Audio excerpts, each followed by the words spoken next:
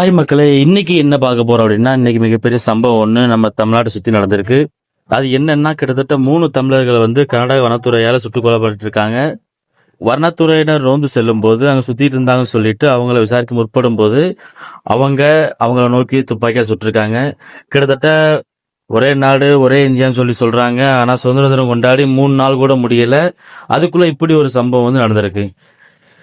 இந்த மாதிரியான சம்பவம் வந்து நடக்கிறத பொறுத்து தாவேகா அரசு இந்த விஷயத்துல வந்து ஆட்சி அதிகாரத்தை பார்க்காம மிக தீவிரமான கடுமையான எதிர்ப்பை வந்து வெளிப்படுத்தணும் அப்படிங்கிறத எல்லாரோட எதிர்பார்ப்பாகவும் இருக்கு.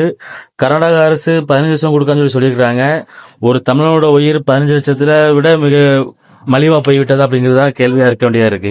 கிட்டத்தட்ட இந்த மாதிரியான சூழ்நிலைகள் வந்து இனி வரக்கூடிய காலங்கள் நடக்காம இருக்கிறதுக்கு என்ன முயற்சிகள் செய்யணுமோ அதை தமிழக அரசு விரைந்து முயற்சி செய்யணும்.